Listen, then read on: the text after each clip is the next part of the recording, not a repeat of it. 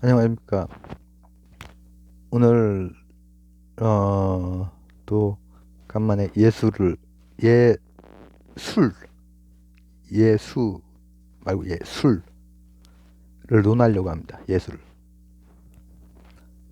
그 중에서도 이런 건물 같은 거 몇 번 논한 적이 있죠. 한 번은 안도 타다오, 이제 일본의 거장이죠. 엄청난 내공을 가진. 그리고 또 한 번은 아파트와 썬데이 서울 해가지고 그 경험미학과 관련해서 이렇게 다룬 적이 있어요. 이제 그런 걸 다루는 걸 이제 미학이라고 하죠. 그 이전에는 예술 철학 이렇게 얘기했던 근대까지는. 근데 현대는 미학이라고 얘기하고, 뭐 미학의 갈래가 이제 복잡하지만은 뭐 현대 미학에서는 사회 사상이랑 좀 결합해서 결부되는 그런 부분들이 있고 이제 해서 그것도 나름의 의미가 있고 하지만은, 또 근대까지의 형이상학적인 미학이 또 가지고 있는 힘도 있거든요. 아주 또 길이 다른 경험 미학, 영미권적인 그런 게 있는가 하면은 안도타다오는 오히려 형이상학적인 예술 철학으로 더 잘 이렇게 해석이 되는. 이제 안도타다오 그 간단하게만 얘기를 하자면은 이제 교회 시리즈, 빛의 교회라든지, 그리고 바깥쪽은 막 그냥 콘크리트야. 막 요새 같은데 안쪽으로 들어가면은 그 완전히 재미있어지는, 그걸 이제 현대 미학을 하는 사람들이 그 공간에 대한 그 것을 이제 나름대로 이론으로 막 이렇게 설명을 하려고 한단 말이지. 뭐 관입이 어떻고 뭐가 어떻고 이렇게 하면서. 안도타다오는 그런 말 안 해. 안도타다오는 그냥 무학이고 이 복서 출신이었나 그래요. 근데 그걸 해석하는 사람들은 막 박사들이고 교수고 막 굉장한 그거 관련 서적이나 논문이나 이런 게 많이 있죠.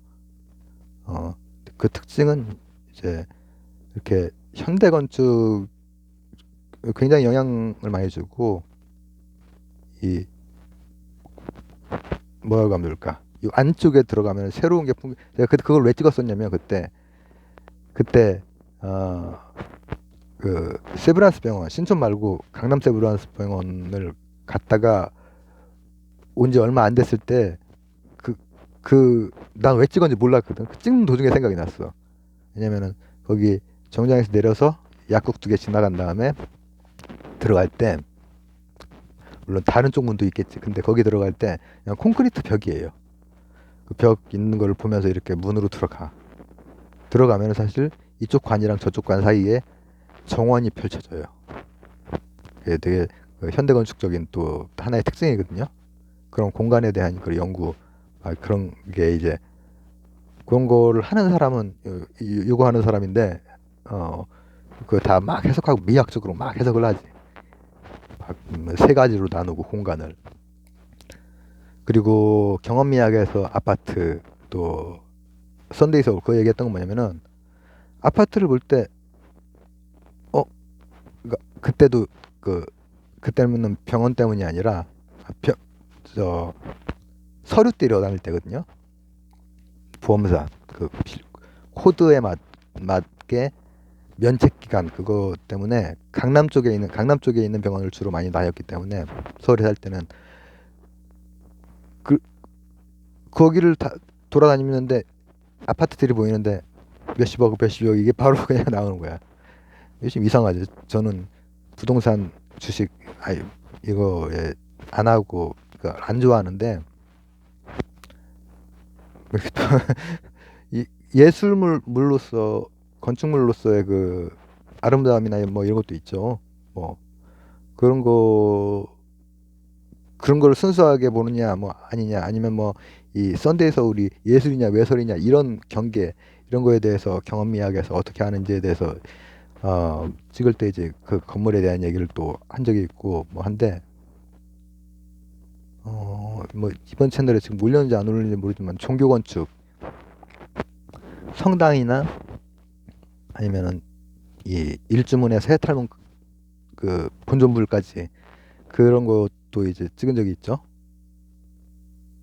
근데 그런 게 현대 미학, 현대 미학이라고 하면 거의 분과적인 그 느낌이 많고, 근대까지 해겔까지로 보면 돼. 해겔까지가 형이상학 좀 거시담론이면서 형이상학, 그러니까 가치론을 포함한다는 거지. 의미 가치. 이걸 포함한 그 마지막 인물이고, 그거에 이제 어퍼컷을 날린 게 니체죠. 둘 다 거인이죠. 둘 다.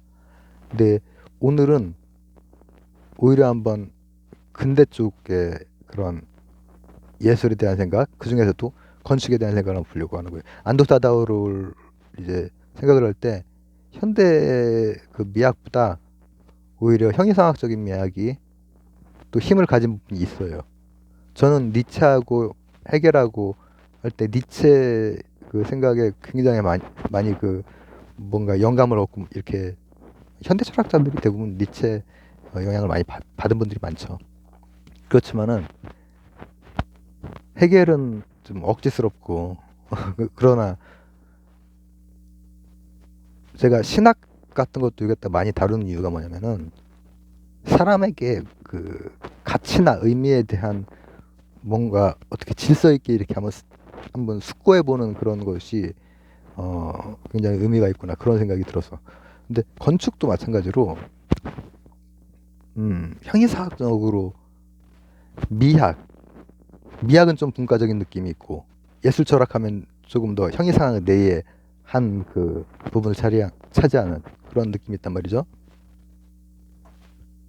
그리고 설명 방식도 이제 조금 이제 현대적인 설명이 더 설득력이 있는 부분이 있기도 한가 하면은 안도타도 건물 같은 경우에는 오히려 해겔의 설명에 더 가까운 그 느낌을 받거든요. 내가 그 안도타다오가 그 한 건축물들을 보면은 대단한 건축가. 근데 그러면 이 둘은 과연 건축에 대해서 어떻게 생각을 했느냐? 예술 철학에 넣긴 넣었어요, 둘 다. 예술 철학 이 사각형이라면은 이 구석탱이에다가 넣었어요, 둘 다. 왜일까? 왜일까? 일단은 칸트 같은 경우에는 이 예술 철학, 미학, 칸트의 미학은 그러니까 고대부터 근대까지 근대 중반 칸트 그리고 후반 해겔 이렇게 있다면은 이때까지는 다 형이상학이 다 포함되어 있어요. 그래 근데 칸트가 볼 때의 진짜 예술은 목적이 없어야 돼. 목적이 없어야 돼. 근데 건축은 목적이 없을 수가 없죠. 그래서 빛의 교회가 됐건 아니면은 그냥 막 요새 같은 거주지가 됐건 그 안은 아기자기해 들어가면은. 근데 목적이 예술 중에 목적이 없는 게 일단은 더 위계상 위쪽에 있는 예술인 거예요. 그러니까 예를 들면은 다양한 예술 중에서 어떤 음악만 해도 가사 없는 소리 자체로 되어 있는 그런 거. 근데 건축은 목적이 있기 때문에 일단은 독립적 예술로 안 봐요. 예술은 예술이지만 의존적 예술로 보는 거예요. 목적. 근데 해겔 같은 경우에는 이제 그런 건축물에 대해서 어떤 식으로 바라보느냐면은 이 사람은 그 자이스트 정신 내가 이 사람이라고 했네. 이 선생님은 정신을 굉장히 중시하기 때문에 정신과 물질의 그 관계로 에서 위계가 정해지는 거예요. 그러면 뭐가 위계가 제일 높겠어요? 생각해 보세요. 예술 중에서 최고 꼭대기는 뭐겠어요? 시예요, 시. 시는 정신 그 자체 물질성이 거의 휘발된 거. 그리고 제일 밑에는 건축. 물질성일 수밖에 없잖아요. 그러나 거기에 칸트에 비해서는 여기에 예술성이 아주 높은 예술성까지 들어갈 수 있는 가능성, 그런 어떤 이론적 틀, 이런 것을 제시를 한 분이죠. 그래서 이렇게 보는 거죠. 시가 꼭대기에 있고 그 근처에 이제 음악이나 회화가 있는 거예요.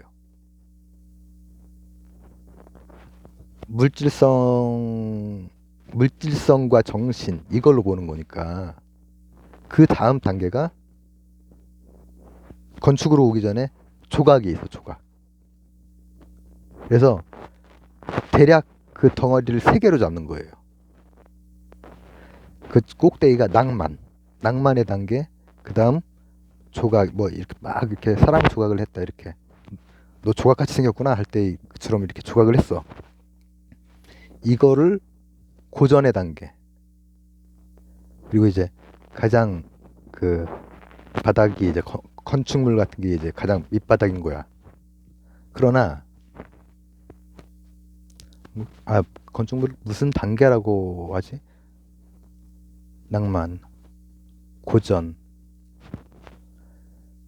검색 한번 해볼 걸 그랬네. 찍기 전에. 가장 낮은 단계인데 그 단계를 다시 한번 또 분류를 해요. 어떻게 분류를 하느냐? 물질성이 있지만은 정신성이 얼마나 많이 구현되어 있느냐에 따라서. 그러면 이렇게 되는 거지. 강남 아파트, 하남 아파트, 가격 차이는 있지만은 이거는 물질성, 그러니까 목적, 그리고 그냥 비목적, 이걸로 봤던 게 칸트라면은 이 헤겔은 물질성이 있는데 이게 어떤 가치를 구현하고 있느냐, 정신을 구현하고 있느냐, 이걸 보는 거야. 정신은 그렇게 안 들어가 있지. 그러니까는 가장 밑바닥에 깔려 있는 거예요, 일단은. 그러나 제가 그 일주문에서부터 해탈문까지, 그리고 교회 그 얘기할 때도 이제 각각 이 입구에서부터 맨 끝까지 가는 그 구조물들 얘기를 했었죠. 그때 느끼는 사람의 느낌이 있단 말이에요. 사람이, 저도 이제 어렸을 때 대성전 갔을 때 그런 느낌을 받은 적이 있거든요. 굉장히 속에서 성으로 들어가는 듯한 그런 느낌. 그리고 저는 그런 거 자체에 대해서 그런 뭐랄까, 자연스러우면서도 이 섭리에 대한 어떤 그런 저기에 대해서 제 스스로가 이 속 안에서 성스러움을 향하고 싶다, 그런 생각을 많이 하고 있고, 제가 종교는 없지만, 그리고 그런 거에 대해서 다 인정을 하거든요. 뭐 각각 뭐 절이고 뭐 교회고 문제 있는 것들에 대해서는 막 떠들기도 했지만은 대부분 좋은 신앙인들은 거기서 또 잘 하신단 말이지. 그러니까 헤겔 같은 경우에는 최고의 건축물이 바로 종교 건축물이 되는 거예요. 근데 헤겔이 있었던 그 문화권의 종교 건축물이 되겠지. 그럼 뭐야? 성당이죠. 성당. 헤겔이 만약에 이 동양권이라고 하면은 아마 불국사를 뽑지 않았을까. 동양의 그 오랜 건축물들은 이제 주로 우리나라의 문화재 중에서 굉장히 많은 부분이 불교 문화재거든요. 근데 그쪽은 이제 크리스교 그게 오랫동안 이제 있었기 때문에 저희 이쪽이나 그쪽이나 뭐 대략 한 서기 한 몇백 년부터 해서 다 그렇게 정착이 됐으니까 뭘 뽑냐면 고딕성당을 뽑아요. 고딕성당. 사진 많이 보셨죠? 가보신 분들 많이 있죠. 나도 한번 가보고 싶어. 나중에 언제 빨리 나가지고 비행기 타고. 저 비행기를 못 타요. 못 탈 것 같아. 무서울 것 같아. 비행기 타면 이렇게 삐쭉 올라와 있는. 그래서 그리고 그 안쪽에 이제 뭐 스테인드 글라스라든지 뭐 이렇게 또 그 안에 그 구조라든지 이런 것들이 다 있어요. 어느 정도 높이를 가지고 있느냐, 그리고 빛이 어떤 식으로 들어오느냐, 그런 것에 따라서 느낌이 달라진단 말이지. 그렇기 때문에 헤겔의 그 예술 철학, 미학에서의 건축물은 칸트와는 달리, 칸트는 어떤 경우에도 의존적일 수밖에 없지만은 헤겔은 가장 물질적이지만 이 물질에서 정신을 아주 극한까지 구현을 하면은 아주 또 쳐주는 거예요. 그 건축이라고 하는 가장 밑바닥이지만 그럼에도 불구하고 이 사람 문화권 내에서 봤던 최고의 건축물은 정신이 가장 잘 구현된 고딕성당이었던 거지. 고딕성당. 거기에는 그러니까 이런 것들을 정량적 분과 과학이 그 얘기하기 참 어려운 부분들을 형이상학은 다뤄준다는 얘기지. 신학이라든지 형이상학이라든지 뭐 이런 것들은 또 현대 철학 중에서도 이제 그 유럽 쪽 철학이나 이런 것들은 아리송하긴 하지만은 그런 것들에 대해서 뭔가 표현하려고 하고 니체 마찬가지고 니체도 이제 그렇죠. 근데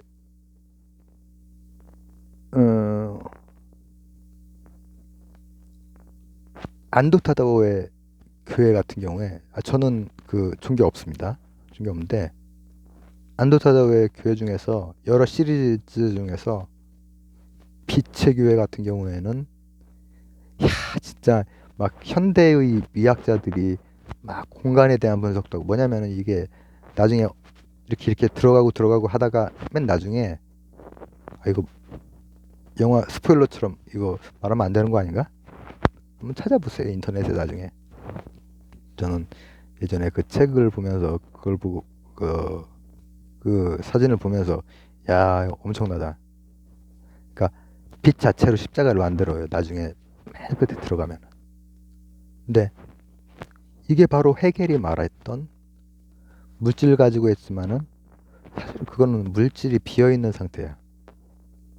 그렇잖아요. 이 참 대단한.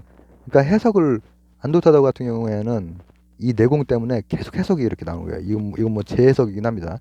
모르겠어요. 다른 논문들 제가 못 본 논문들에 그렇게 해석이 되어 있는지 모르겠지만은 정신의 구현.